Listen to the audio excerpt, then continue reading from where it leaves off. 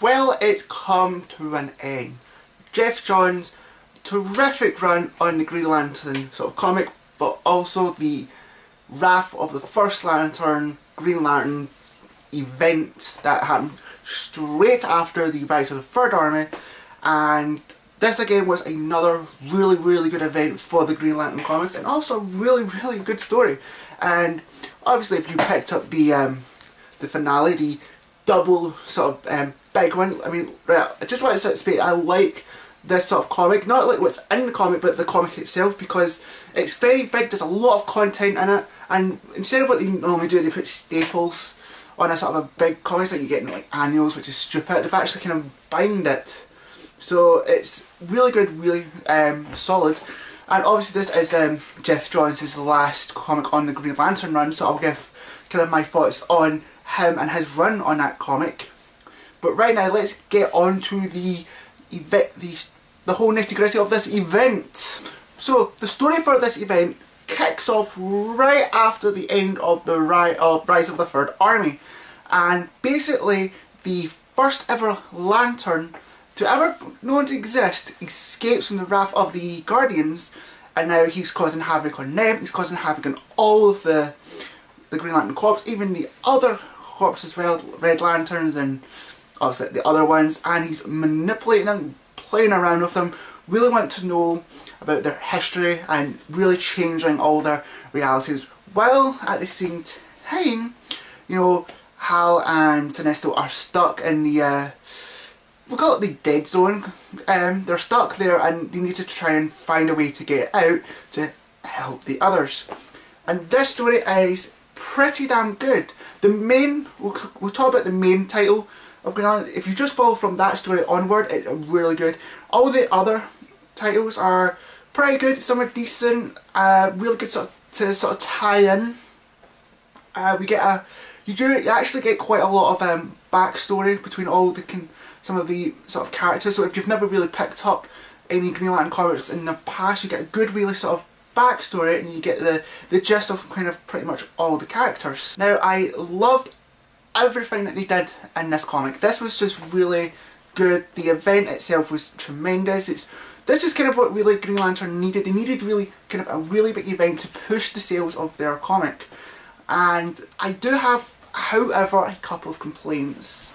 Pretty much. One of the things is though, like, there's some titles, like early long in the whole title, it's very boring. It doesn't pick up. I mean, the Green Lantern title, the main issue, picks up quite a lot because there's a lot to kind of cram in, but it just never kind of, all the other titles just never seem to get there. It's only until like, say, like the second last issue of the event where it eventually starts picking up, and to me that's kind of like stupid and annoying, because you really want it to kind of pick up every, you know, throughout all the kind of like sort of months to it, and it just sort of doesn't. And now DC might have kind of, you know, messed this up or whatnot, but they released the Green Lantern Corps finale issue after this, and this one even came out yet before that came out. I find they did mess up big time, because it might have, it didn't really spoil too much, but it could spoil a little bit in who actually survived. So that was a big major mess up. But other than that, it's all the kind of the finale issues are really good. Like, just really good sort of tie-in, because I think all the creative teams are changing, so they're getting like new teams for all these new titles, and so they wanted to kind of leave a stamp on it to say, yes, this is us leaving, we're leaving, this is the status quo of all for these sort of future writers, artists to take on with these titles.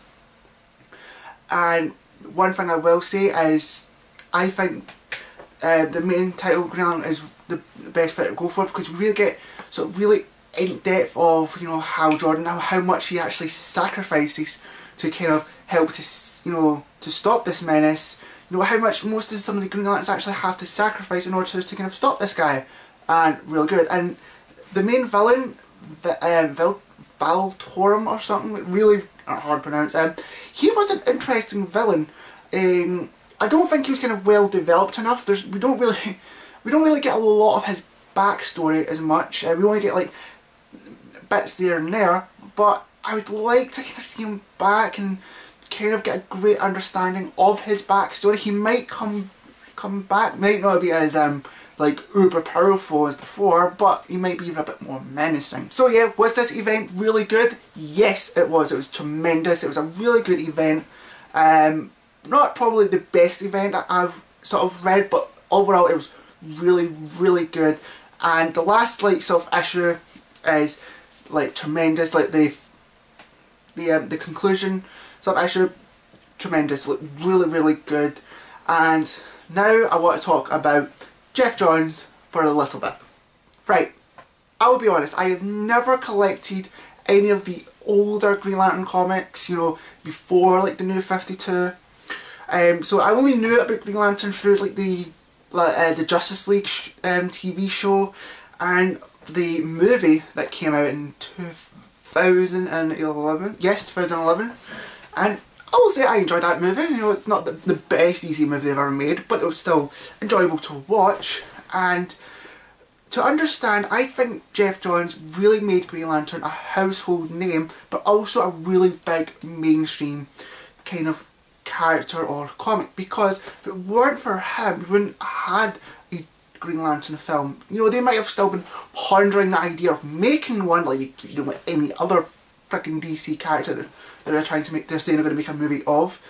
And we probably would have gotten like, you know, the animated sort of version of it or other stuff. So Geoff Johns really took a really big sort of charge on this character, and 9 years of Green Lantern is tremendous. It's really good. I mean, one of the best things was when I picked up the first issue of Green Lantern was I didn't need to, you know, a lot of back history. Well, I can essentially just pick this up right there, and I could have gotten a little just because they kind of explained that, you know, like the first issue, like certain things, you know, like Hal Jordan is not a Green Lantern anymore, Sinestro is now a Green Lantern again. That was just like tremendous sort of work. And what's pretty good is any sort of storyline he does, he always kind of makes sure that you're always able to kind of pick up from there. So even if you've never picked up, say, 5 or 6 issues, you're always able to kind of follow up to what they're doing, what their new sort of storyline is going to be. And he's doing tremendous work right now with the Justice League titles, Aquaman. You know, this guy is just tremendous, and it's really sad that he's now leaving Green Lantern. But one of the best things about that sort of comic, his last issue, is they leave a kind of list of all the stories that he's done from the Green Lantern, so you can easily pick them up. And what's interesting is it's all in kind of the order that you should really pick up from. So I think that's tremendous. I think the guy's done tremendous, you know, really, really good job. It's really going to be hard to kind of, you know, pick up from where he left off. But I trust the comic, and I think that whoever picks up is going to create probably even, hopefully, better stories, same idea, and maybe one day he'll come back to the comic to really make us kind of a wee fun title. But all I've got to say, Geoff Johns, you are amazing. You're one of my favourite writers, and I love you, man. I love you, man.